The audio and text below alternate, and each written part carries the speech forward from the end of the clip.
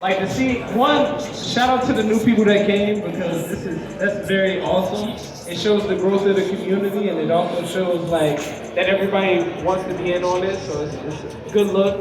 But AJ from Team Flow right here, guys.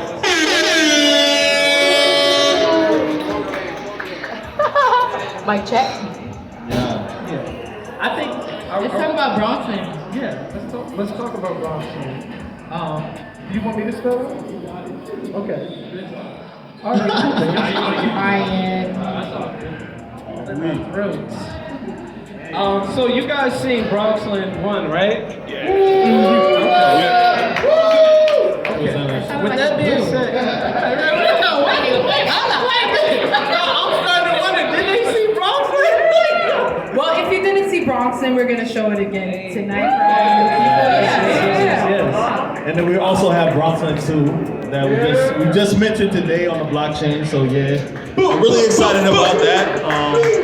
And we're gonna kind of like give a little bit more like education about NFTs for the people who weren't here last time. I know it's a lot of artists here today who submitted, and we're gonna be minting somebody's song today on courtesy of Team Flow. So I'm excited about that. Yes. Does anybody who knows what NFTs are? Does anybody know? Anybody have any questions? By show of hands, what NFTs are? Anybody? Oh, so y'all all are experts, right? No, they're gonna have questions afterwards. Yeah. The bada boom? Wow. You sounded like a Forex nigga right now. Wait, can we rewind? Can we rewind? All right, so for the new people or yo, what? for the new people in the crowd, the fact that you took a step out and came to this event, you're already a step ahead. I just have to say that. And also have to add that you're already early. So NFT it just stands for non-fungible token, and it sounds very foreign right now, but really after, I get done explaining like a few little hot tips, it'll all come together. So essentially what a non-fungible token is, it allows an artist to take full control of their creativity in an aspect where you can invest directly into an artist. Not so much as like streaming their music, but like buying some Ethereum or getting into the crypto space and like literally purchasing from the artist. So it allows the artist to take full control of their creativity as well. So you should look at it not so much as like just an art piece, but also an investment in an artist that you believe in. Did I hit that on the nose, April? A little bit. So make it like, all right. So say there's like this teenage girl that you like, that she may be an amazing singer, and you wanna fucking invest into her, and you believe in her music, and then one day she's fucking Beyonce, So it's an investment, like you said, like stocks or something. So does anybody have who has like an artist that they've been like supporting from like day one? Anybody have it? Who's your artist you've been supporting from day one? Alika Brock. Alika Brock. It's like, Alika I Brock? don't know who the fuck that is. Yeah. Somebody else. No, I'm joking. That's a good example. That's a good example. Yeah. Who is that? it's like a rapper, like a rapper in the underground world. Okay, Underground amazing. rapper. So Yeah. all right, so I was trying to give a more like, No, but like Alika Brock might be lit in 5 years. Oh, Yeah. exactly. It's like you're investing, if you go and buy her NFT, Yeah. or you spend money on her merch, her t-shirts, her music, whatever, 5 years from now, you could probably be like, yo, this is gonna be worth $5,000, whatever $1,000, because you invest, you believe in her vision, Yeah. and you knew where it was going. Yeah. And that's what NFTs are really like. You're investing into these artists that you believe in and you feel like are gonna go somewhere, and you're gonna get back what you put in, and probably even double. Or if you're an artist too, that gives you like you said, like the freedom to kind of like build your community in that way as well. Like we were the first ones to release on. We have Glass here tonight, which is a platform, an NFT platform. We give it up for them. We were actually the first to release on their prison protocol. So what it was like an additions thing where we uploaded our NFT, and people could kind of like buy editions of the video that we had. And each time somebody purchased it, the price went up. So like, say if you bought it at the beginning of the day, like you kind of like made like $500 by just by the end of the day type shit. So like, it's really an investment. So you see how like how people come together and like kind of like support and shit. Like, But you also see it real time.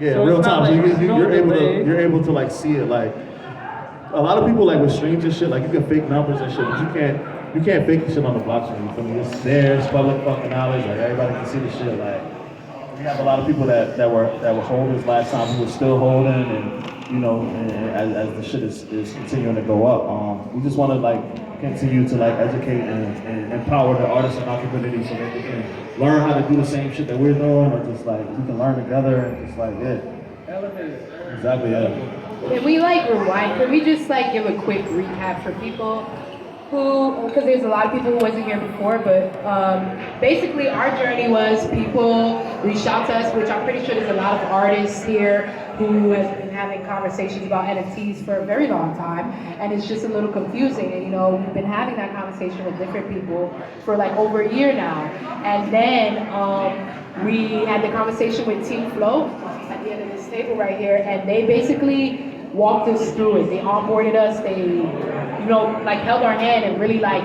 broke it down for us. Constant like calls and meetings and texts, just so we can make it like make sense. Because for me, you know, that tech stuff, I just want to make the art.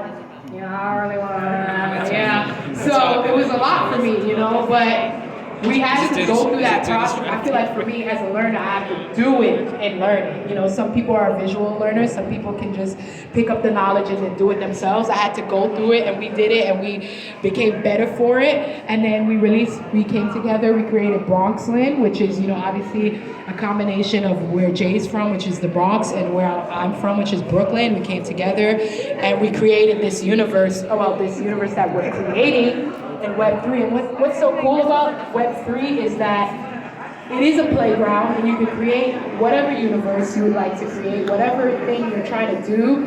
It feels like there's not that much pressure because you're just like playing, you're just experimenting, and you're seeing what you are valued, like how much you feel you're worth and how much your fans are gonna put up for you. Your fans that believe in you, how much they're gonna spend on you. You really see in real time who really fuck with you. You get what I'm saying? And you build that community.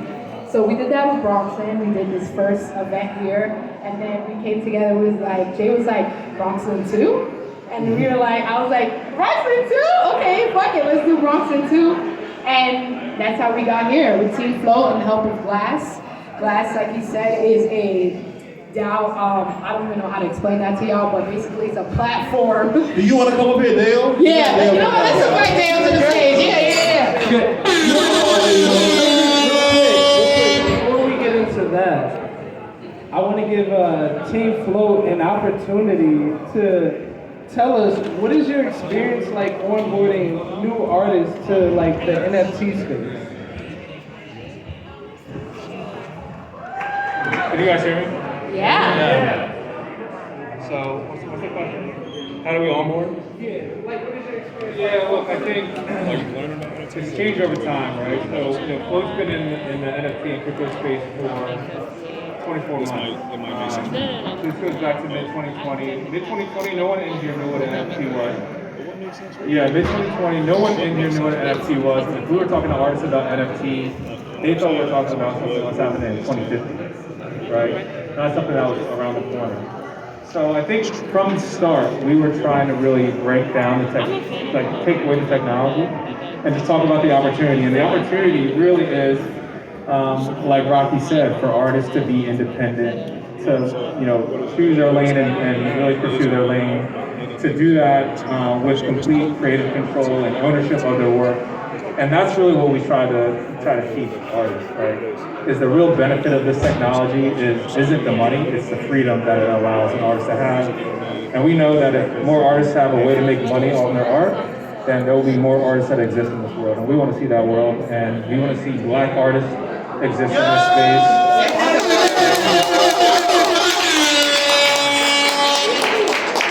And we want to see black artists exist in the space so they can bring the black fans and the black community here, right? Because as Jay said, we recognize that this technology, the way it works is the earlier you adopt it, the better off you are, right? The rewards are skewed to the people who come early, right?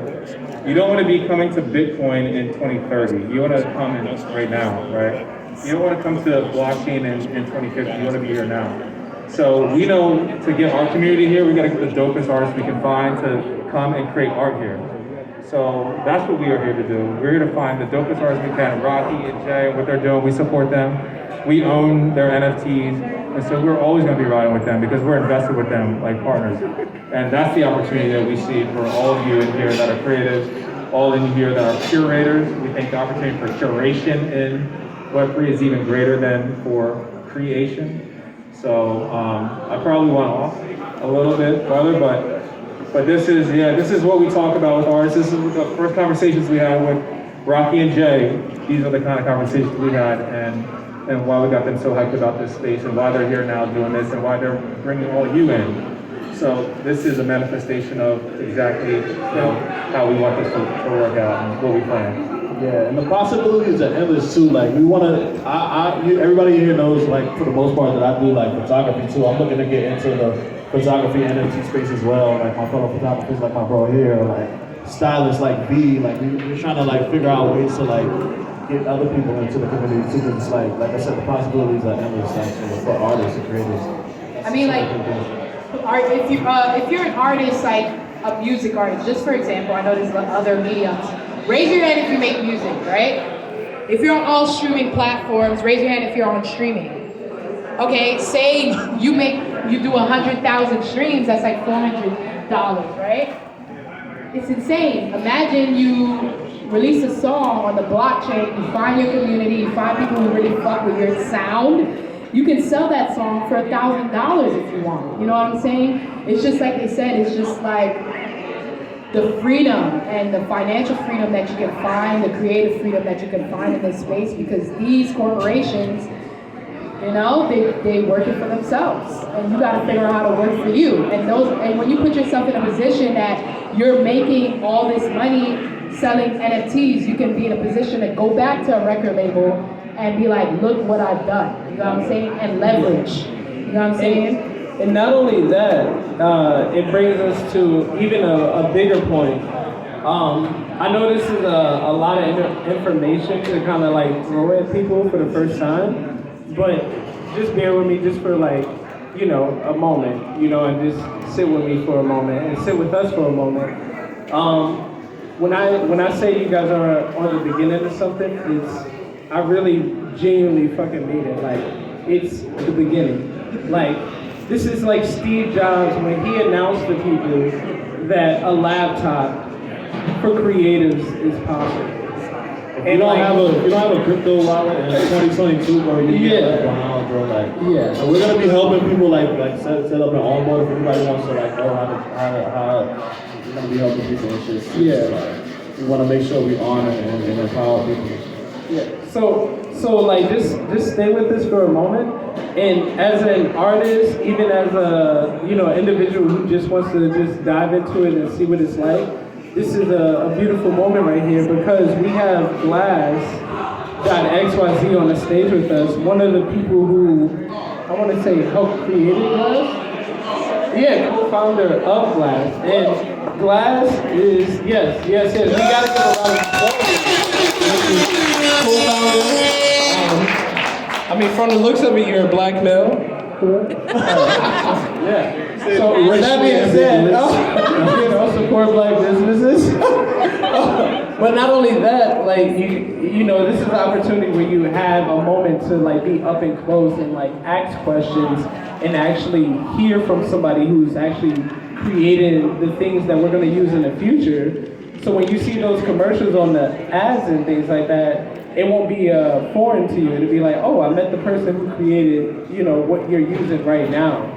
So, you know, I want to turn it over to Glass to really explain, you know, the experience of onboarding new artists to this space, but not only that, like the type of technology that's being used to, onboard and like help artists profit from this space as well.